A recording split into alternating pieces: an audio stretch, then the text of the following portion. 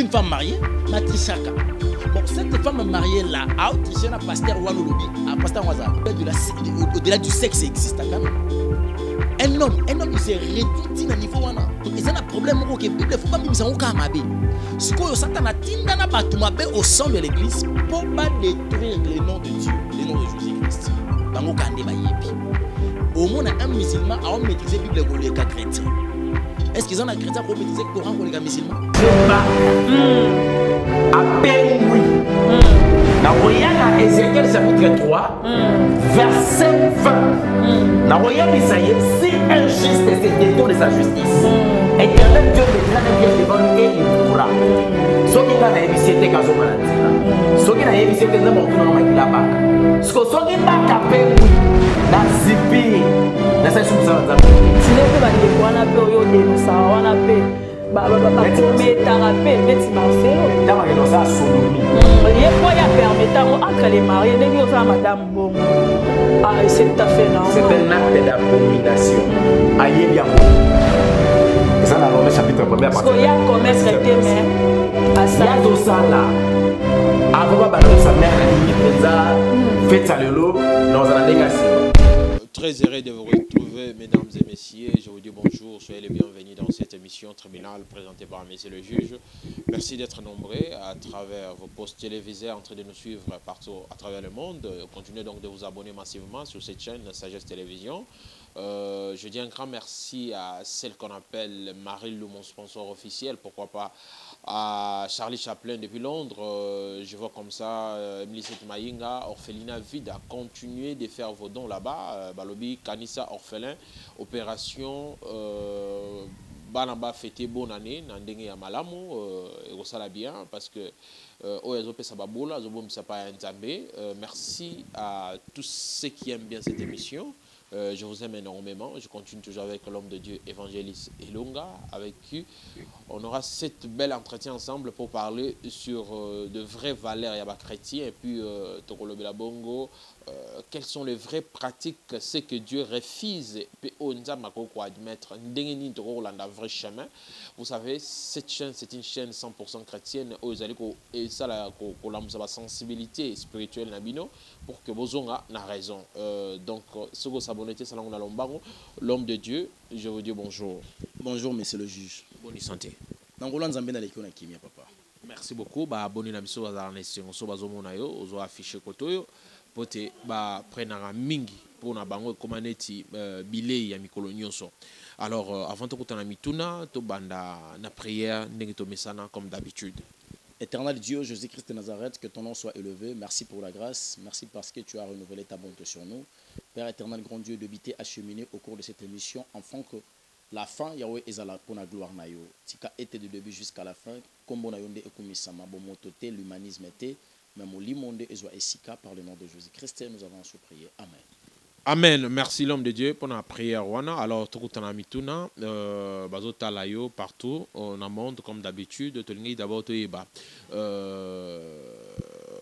Les lots on a ba religion comme belé, on a bazo affiché partout. Mais tous eux batté le vrai religion ezali côté nini. Toto kimela côté nini mutema ya muntu ba ope bazo ke l'église bazo sala mabe ba ope bazo te ya biso bazo kana ba pratique mabe avant to kutana mituna misoso banana ko répondre à biso église ezali nini. C'est comme si question est comme balé. La première question ezala qui dit à la vraie religion. Et puis deuxième question est église ezali. Na banda d'abord on a gambotali religion. La vraie religion Bible expliquant yango na livre ya Jacques chapitre 1er 27e verset. Sona kotanga. Tanga parce que biso lingi olobi pe Bible. Olobi otalisipe na Bible. Ka po Bible yango biso so se refe na Bible. OK. Bible olobi boy. La religion pure et sans tache devant Dieu notre Père consiste à visiter les orphelins et les veuves dans leur affliction et à se préserver des souillures du monde. Religion na ebité son bien biyamba, son bien ndenge ni lingala ngo.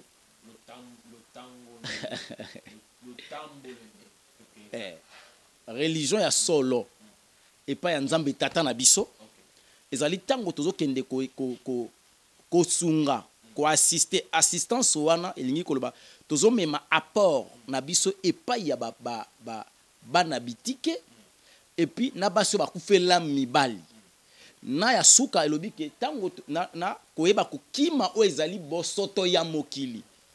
Donc tout se préserver na suivre du monde. Ça signifie quand on vit dans la sanctification, on est dans la religion pure. Mais avant à parler, la Bible est le sur la sanctification et le bélibiso assistance. Premier élément, o ezali kolakisa ke moto na kata religion pure, ezali ko sunga bana bitike et puis ko sunga basi ba kufela mibali. Na ko ba ko kima bosoto mokili. Yango de Bible singa, c'est la religion pure sans tache. Alors le reste de la religion, déjà, la divinité de Dieu n'est pas effandée dans la religiosité. Parce que nous sommes des chrétiens. Le christianisme n'est pas vraiment une religion. Scientifiquement parlant, bakoki ko coller en le quoi religion. Dans quel sens? Parce que l'homme a placé sa foi à une divinité. Ça signifie la foi d'une personne, ce qui est s'accrocher à la divinité, une divinité, on est comme une religion. Or, biso, le précepte du christianisme, est abandon du péché, abandon des œuvres mortes. Ça signifie quoi? Le jour Christ a zonga sur la terre, a tika kapé religion, moko ya kutaka na komba judaïsme. Ma tika kango ba yekolite. Et loko ya tikela ba yekoli eza vie na ye, sa vie.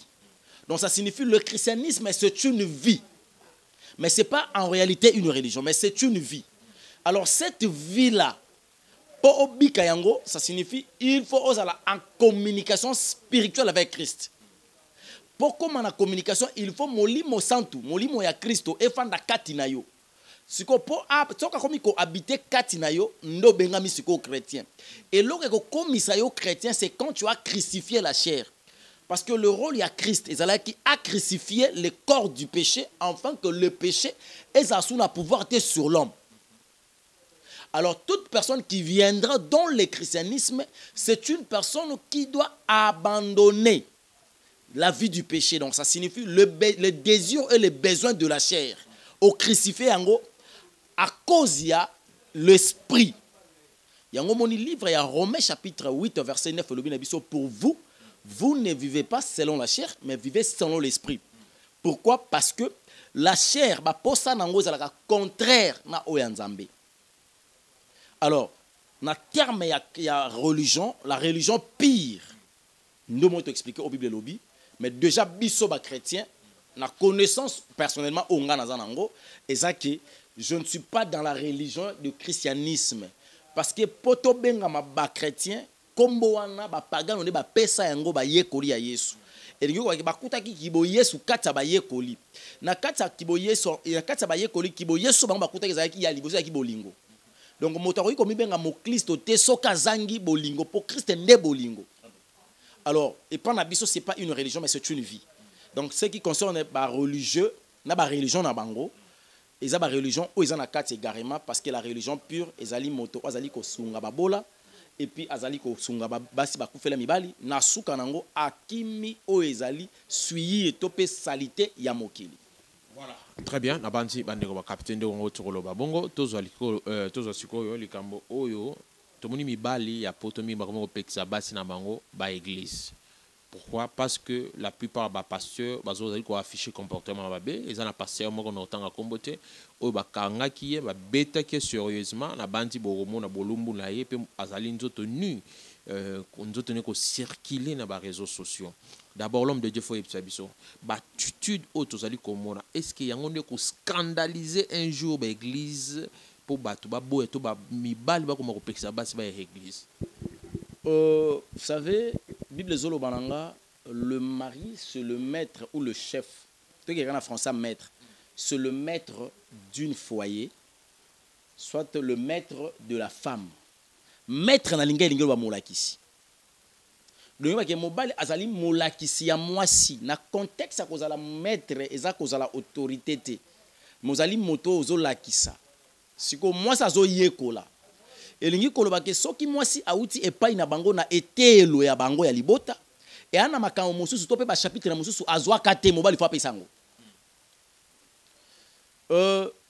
Comment une femme mariée a qu'on se permettre ya kozwa mobali na libanda? Comment? Pasteur, Moutabimi est pasteur. Papa. Vous savez, bande konanga balimbisa. Na Kinshasa, na kati ba couple sur 100%, c'est les hommes qui trichent. Oh, on va m'bal wa osili la yo. Occident. Tant musuku na monde. 70% c'est les hommes qui trichent na kati ba couple. C'est rare au monde à moi ça tricher na kati ba couple. Et puis femme mariée. Mais en Europe, c'est ça les manants. Dans les pays occidentaux, on a facilité. Une femme mariée, matrichaka. Bon, cette femme mariée-là, a triché na pasteur Wano Lobi, à pasteur WhatsApp. Pasteur autant en comboté, Azana poto. Pasteur on passe na poto kuna.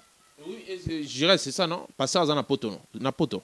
Alors, cette femme-là, a comme un niveau qu'on triché, mobali na yé, oya balaya onoraye, et pas ya soi-disant pasteur. Yo osa pasteur, tu sais que cette femme, c'est une femme mariée. Ba pesele d'autres, ba balaye, ba onoraye. Tant où yo ozo ya ko bimana ye, quelle est l'intention oyo zanango derrière cette femme-là? O baby sa vie na ye to bongisango. Na sagesse africaine balo barabou. Mobali oya bomela ka mwasi libala bala ka mwasi wanate. On se comprend. Donc il y déjà moto bobenga pasteur en réalité il n'est pas un pasteur. Mais c'est un passe-temps. Comment vous pouvez s'accrocher dans des désir limité aux liés à sexe? Papa, ça n'a pas de sens.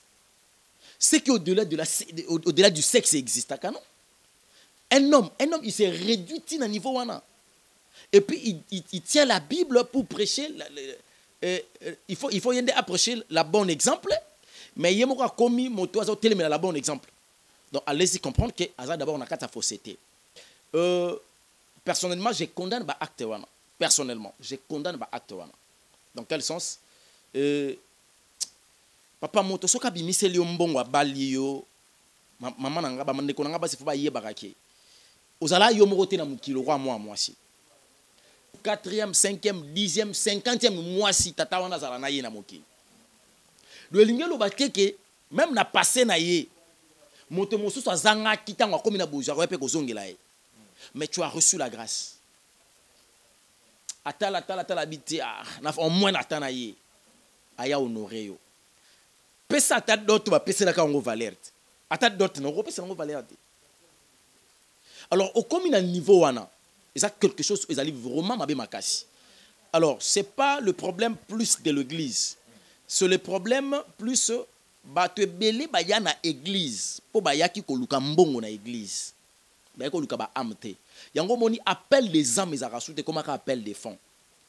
Parce qu'au risque c'est que le monde des ténèbres, Satan a ajouté la étude de l'église. Parce que Satan a dit qu'on a infiltré l'église, qui est la famille de Dieu, l'éloté, papa. Il faut oublier que la Bible, c'est le livre le plus lu du monde et le plus contesté. Pourquoi? Au moins, un musulman a maîtrisé la Bible comme les chrétiens. Est-ce qu'ils ont un chrétien qui a maîtrisé le Coran comme les musulmans? Pourquoi ils ont autant la Bible makasi bongo? Pourquoi ils ont contesté yango? Donc, ils ont un problème que la Bible, il faut pas miser en kamabe. Si Satan a tindana batumabe au sein de l'église pour détruire le nom de Dieu, le nom de Jésus-Christ. Alors, ça fait partie de moko ya ba combat ya église. Ça fait partie de moko ya ba persécution ya église. Alors, les gens tokoki ko s'accrocher que les hommes de l'église ou les ecclésiastiques ba batumabe. Papa, $7 il y a faux, ils ont raté parce qu'il y a vrai à rater. Là où il y a le faux, il y a aussi le vrai. Là où il y a le vrai, il y a aussi les faux. Mais les lobino pasteur, si je me rends à ma bien, je vais battre. Tout le monde Congo a trop de temps à se combattre. Il y a passé na ebité selon bandimo bazakuna.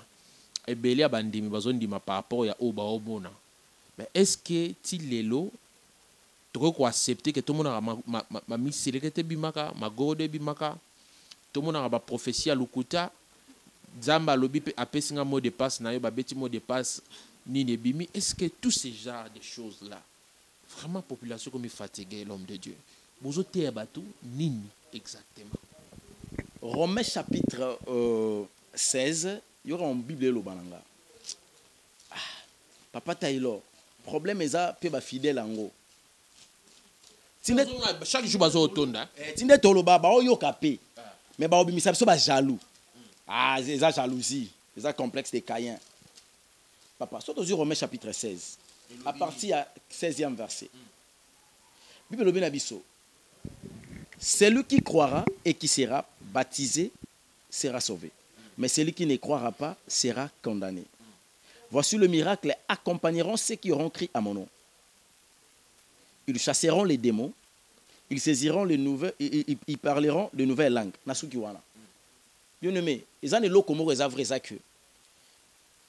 Awan kolo yeb sabaye koli bokende. Bokende ko enseigner bato la bonne nouvelle. Oyo akondima. Cette bonne nouvelle à cause de la sauver. Oyo akoboya cette bonne nouvelle à cause de la condamner. Est-ce que le pasteur baye la rabatou la bonne nouvelle? To baye ka ko présenter batou d'abord la puissance au bango ba nango na miracle. C'est là où le problème ça se pose. Alors maintenant, batou ba ozala ka sauver te. Mais batou ozala ka inoptiser na o bango ba omona. Oui, puis si on dit que tu as la télévision, le monde que le loisir maté maté à sur na âme. Moi si on risque de perdre un âme, on risque de perdre, c'est une bonne chose. Il faut pas s'accrocher à l'opportunité. Est-ce que moi ça m'a ajouté en tout dans mes motos, on a perdre yeto yete. Non, maté église. Moi on a partie scientifique, on a partie spirituelle. Aujourd'hui, il y a plus de conseils qui se passent à la télé. Na ba TikTok, ba pasteur. Ba na tante ba beta lilo banzambe ko simba molimo. Et simba plus ba fait sociaux. Or, c'est cette vie, le passagère. Un jour, il va disparaître. On a ba yebité. Te bango bazana wana te, bazana pour ça ba jeep, ba voyage. Ndeko nanga na loba likambo chaque jour. Okoki ko koma na niveau président de la République asana ngolelo. Ozuinyo so sana ngo besoin. Baboli nzambe pa boyi ko bomo a commission na 90 ans au bayi biloko wana. Okufi na ote osaka na 90 ans mituka ezangi valeur bandaku ezangi valeur basi bazangi valeur bana bazangi valeur mbongo ezangi valeur âge kaka et comme âge iniso biloko wana. Âge. Donc ça signifie à un certain niveau de vie quand on a ça qu'on vivre course to sala to lembango. Après avoir kozwo fanda pena beaucoup mutu na siko na sa na ngonini. Ça n'a pas de oui, papa Léo Kengo wa dondo. Asa na bon moi. Et banda kwa sana ngo. Ezana banda ko musu le loi commandé sous terre tinzate. Donc il faut réaliser que cours seigneur soit salaka, soit ka salonka pona yé a gagner na été. A gagner été. Vanité. Parce que après qu'on soit nyonso vie na biso parce que la vie scientifiquement parlant est définie. Boé. Ça commence par la conception et puis ça prend fin par la mort. Donc, période où on a, si on a koufa existe, tout le monde a des koufa.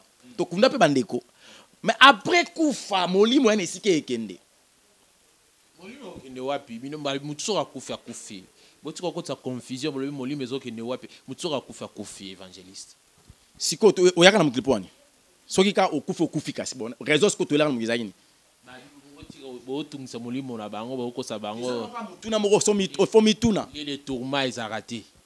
Effectivement, quand tu es inconscient, même à conscience c'est la folie. Le lieu de tourment existe et le lieu de repos existe. Il y a ce qu'on appelle la valeur et la grandeur de Dieu. Parce que au lieu de repos, bangonde bakofanda lobi na paradis de Dieu pour bazonga sur la nouvelle terre. Conformément à la parole de l'Éternel dans le livre, il y a Apocalypse chapitre 21, premier verset. Oh Jean Zolo balobi na moni nouvelle terre na nouveau ciel. Oh ya kali disparaître. Oh mais c'est que bimi poani. C'est papa li kolo hein, ils répondent en kolo ma beleza pour na bateau. Bateau ba okene ka mila ba zonga na bango na nouvelle terre, nouvelle Jérusalem. Évangéliste. Est-ce que être une église c'est un signe OP et indikaka liboso ya église ou ça signe diabolique? Liboso ya église, libanda ya tempelo na libanda kana kokota. Est-ce que ba signe pe la kisaka? Parce que c'est belé papa, donc moi écoute na banata ko expliquer moko ezate parce que signe ya liboso onga na ko komona ezali d'abord l'attitude et les comportements ya mokambi. La gestion ya mokambi au sein de l'église qui est la famille de Dieu, pas l'église bâtiment. L'église la famille de Dieu. Gestion na ye. Nezo la sake awa, nsambazate. Voilà.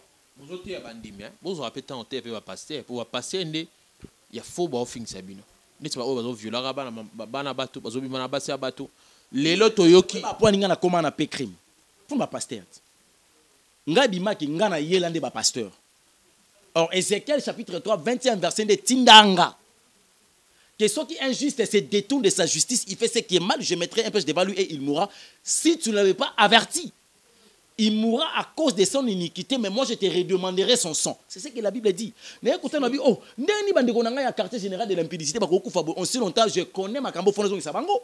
La belle première étude du 18e Amérique, vous êtes dans les quartiers général de l'impudicité, bandeko, manakati impudicité. Et là, comme soupe so boma bino ba pasteur yangwana. Vous avez une insuffisance de moyens. C'est pour ça qu'on vous attaque. Quel genre de moyens à comprendre? Vous en avez moyen sur la minute so bazolu qui ça faut obligé ko kima. Excusez, moyens financiers ou moyens financiers ata donc il y a chaud quoi.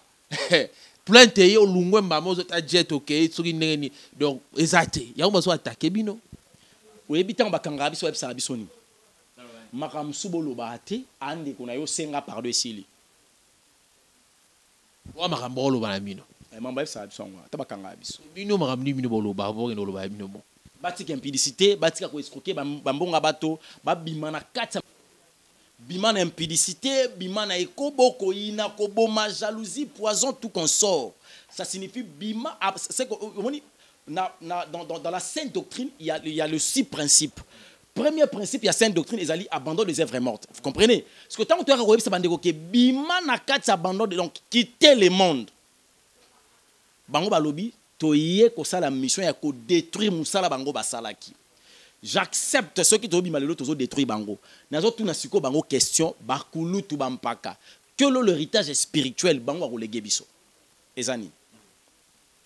Katina bango bango te biso kabal juif. Katina bango ba yeli biso ndenge belobi, voici le miracle accompagneront ceux qui auront cru à mon nom.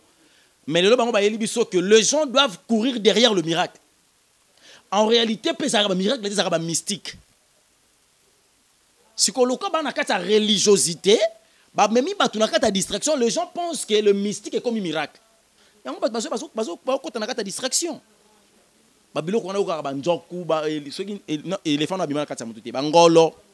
Marie de nuit, Marie de nuit.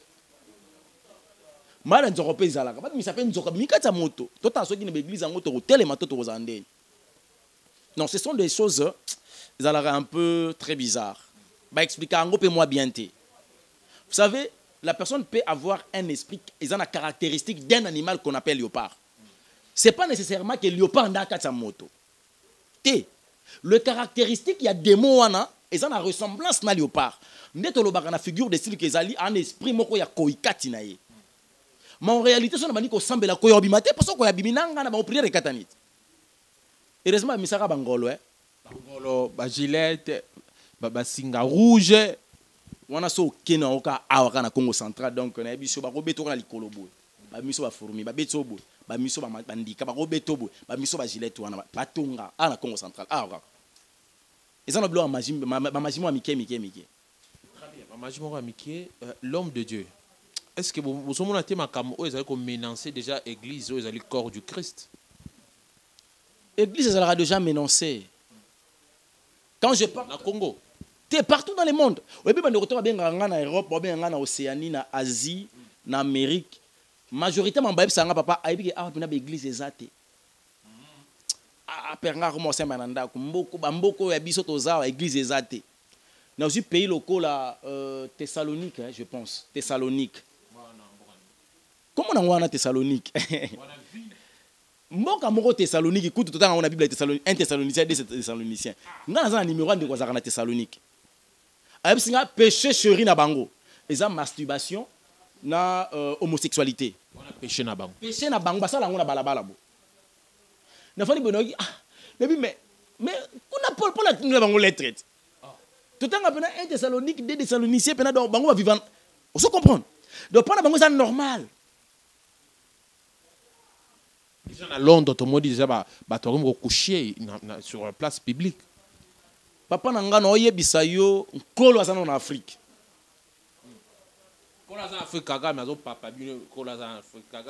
Afrique wana problème moko bo confondre libumu na molimo. Wana posa olia. Olia nini? Biloko ti. Bolia ka fufu bo mona ka mbongo nde bo kanisa yango bo nzambe.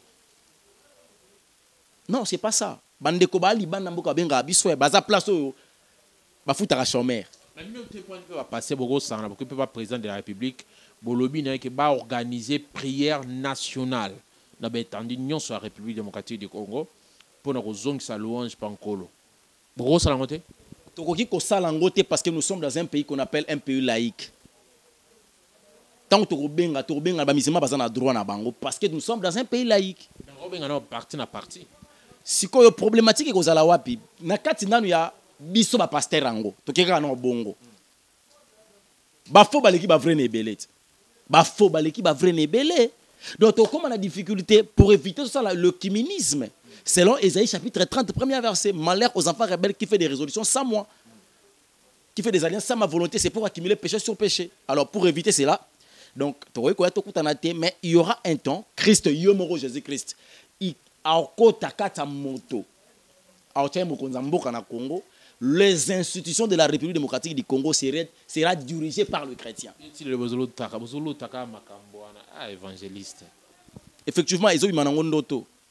Mais tant que makambo eko kisamande borondima. Oui, bi ke bande kona biso IDPS avant ba comment na pouvoir, ils alaka na prophétie ba pesa bango ke mulu ba koza bokonzité. Oui, bit. Na mboko mulu ba koza bokonzité. Parmi batu balobaka ke mulu ba koza bokonzité, tant mulu ba zui bokonzi. Bayambaka na Jérusalem na bon, na Vatican et Afrique. Merci beaucoup l'homme de Dieu, voilà, dernier message par rapport à l'émission, puis na bande konyonso vu que religion moi mbuto mbuto koti. Donc tokomo créer ba religion propre na mité manabiso hein. On a déjà une impossibilité à revivre dans la religiosité parce que dans la religion il y a des préceptes et au manquer aux ascons il y a livre sacré et tambu sur la religion là. Alors tant que le likambuya église malgré tout comme na suka na olobaka que soto bi église ya motema moto c'est que kulu n'a pas en église motema kulu n'a pas en église dans l'église c'est avoir le char Saint-Esprit en toi oui quand Christ a tout na baye koli batu balobaka na nani bayebi si oza Eli oza moka basakola kala zongi atune bongo pona bino bayano la kenini babino yoza voilà c'était Simon a dit ça non, non, tu es le fils de Dieu, le Messie. Ndé par la révélation, Christ a dit ça qui est qui n'a pas battu libanga ou na révélation ou yo péci. Donc pour être église, pour devenir église, il faut la révéler que Jésus-Christ Jésus il est le sauveur. Alors si la personne n'est pas encore eu cette révélation, ça signifie une personne a sa ignorance. Donc okoki jamais kozalisa motema ya moto église. Le cœur de l'homme est torturé, c'est ce que dit la Bible. Mais le cœur de l'homme sort qui est molimo ça komi ko habiter komi ko diriger motema wana nde komi solo penza église ngana yebika ke loko moko ke nzoto ya moto zali tempelo ya molimo santo mais eza lokola en ancienne alliance et là bande ko ça la valeur ya temple ezala ki tabernacle hein na kata tabernacle et là on ça valeur nango ezala ki arche mais ce qui donnait la valeur ya arche c'était la loi qui était là ça signifie la parole alors ce qu'on komi tempelo molimo santo et là on ça la valeur nous ezali lobanza beza katina yo. Ce que je peux dire, on a libot en Nzambe ezali, tout s'est préparé parce qu'on ne sait pas quand est-ce que le maître reviendra. Tout bimana ba distraction, roulia kabambongo, belé, tout lukambongo, tout vent dans la carte apparaît, c'était tongo ti pourquoi tous dans la carte église, non c'est faux. Les gens baton Nzamba bengi na temps partiel, les gens baton Nzamba bengi na temps plein. Alors linga oye banzamba benga yo appelle les ali, ils ont se situé wapi. Oui ba numéro ko sala de façon que okuta Nzambe d'une manière absolue, voilà. Plus 243 97 58 21 175 plus 243 97 58 21 175. Merci beaucoup, évangéliste Longa. Merci à Pambola Bébé. Merci Bandeko Balandi à Sagesse Télévision, Évangéliste Longa TV, Tokomina Souka, merci Nandeng Bozoï Penda, Libak Malam Rota Labiso, merci na Marie-Lou depuis Londres, Chalamama, Charlie Chaplin, Emily Seth Maïnga, Olgamou Junga depuis Lubumbashi, Ritmo Kundi, Nabosanité Rosim Pemba depuis États-Unis, Nabosanité na Ngambu ya réalisation, je reste Oyo à Supervisaki, Nzambe à Pambola Bino, pour continuer donc à s'abonner massivement, Toktani Kalate, Namikolo Mikoya, bye bye. Appelle-moi. Dans Ézéchiel chapitre 3, verset 20. Si un juste se détourne de sa justice, Éternel Dieu mettra un piège devant lui et il pourra. Ce qui est dans la émission, c'est qu'à ce qui est dans la émission, c'est que nous avons la bac. Ce qui est dans la appelle-moi. Na zipi. Na sa shumsa za. Tine pe ba de wana pe oyo de sa wana pe. Ba prometara pe neti Marcelo. Tama ke ça sodomi. Ye ko ya permettre entre les mariés ndenge oza madame bongo. Ah c'est tout à fait normal. C'est un acte d'abomination. Ayebi ya. Ça dans le chapitre 1er partie. Parce qu'il y a commerce traité mais à ça ya to sala. Avant ba sa mère na ni penza fait ça le lot dans un dégât.